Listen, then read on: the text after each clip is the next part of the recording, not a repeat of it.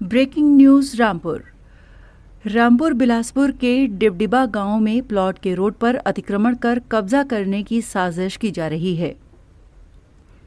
छज्जा और रेलिंग निकालकर ललिता नाम की महिला और उसके सहयोगी दलजीत पर अवैध कब्जा करने का आरोप गांव के ही गुरजीत सिंह पन्नू समाजसेवी ने लगाया है। इस संबंध में गुरजीत सिंह पन्नू ने शिकायती पत्र एडीजी आईजी एसपी रामपुर से की है और कार्रवाई की मांग की है। गुरजीत सिंह पन्नू ने मीडिया से वार्ता कर बताया, ललिता नाम की महिला को 30 बाय 30 का प्लॉट बेचा था, जिसमें महिला ने अवैध तरीके से ज्यादा जमीन पर कब्जा कर मकान का निर्माण करा लिया।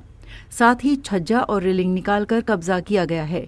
महिला को रोका तो महिला लड़ने पर उतारू है, झूठे मुकदमे में फंसाने की धमकी दे रही है। पीड़ित गुरजीत सिंह पन्नू ने न्याय की गुहार लगाई है। Bureau report, QTV Bharat. हमारे द्वारा एक प्लॉट श्रीमती ललिता पत्नी श्री राम बहादुर को 30 बाई 30 का बेचा गया था और जब हमने प्लॉट देने से पहले उनको ये बोला था कि आप इसमें कोई पशुपालन नहीं करेंगे, कोई गाय भैंस नहीं पालेंगे और किसी भी तरह का सड़क पे कोई अतिक्रमण नहीं करेंगे और कोई छज्जा पौड़ी निकालेंगे। अगर आपको अच्छा लगता है तो प्लॉट लीजिए, नहीं लगता तो मत लीजिए। उनके द्वारा किस्तों में पैसे दिए गए। हमारे द्वारा उनको प्लाट की रजिस्ट्री करवा दी गई।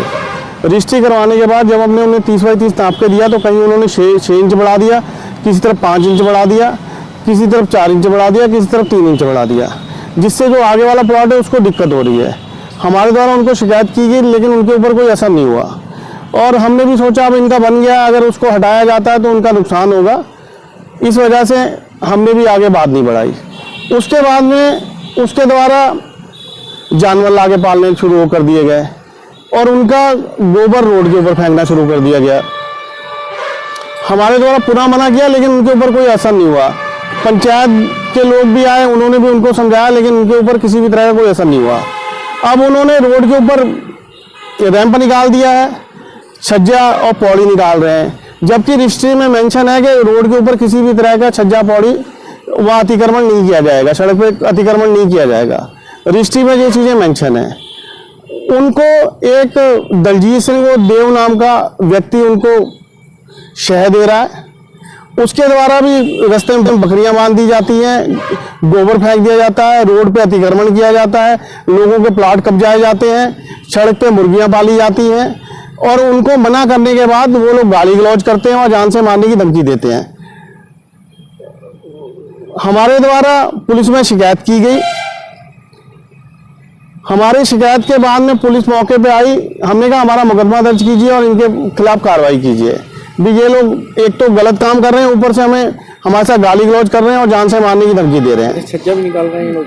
छज्जा निकाल दिया है, छज्जा निकाल दिया है। आज हमारे गांव का प्रधान भी गया था, उनके द्वारा भी कहा गया कि आप लोग गलत हैं, आप ये गलत काम क्यों कर रहे हैं, आप इसे हटा दीजिए। वो कह रही हम नहीं हटाएंगे। रजिस्ट्री में भी मना दी है उसकी छज्जे की। हाँ जी मना दी है। रोड पे भी अतिक्रमण किया गया है। उसके बाद ये हमारे यहाँ जो विधायक है, राज्य मंत्री है बलदेव सिंह औलख, उनके पास जाते हैं। उनके द्वारा ऐसे लोगों को संरक्षण दिया जाता है, गलत लोगों को संरक्षण दिया जाता है, उनके लिए दरोगा को हड़काया जाता है, पुलिस में फ़ोन किया जाता है।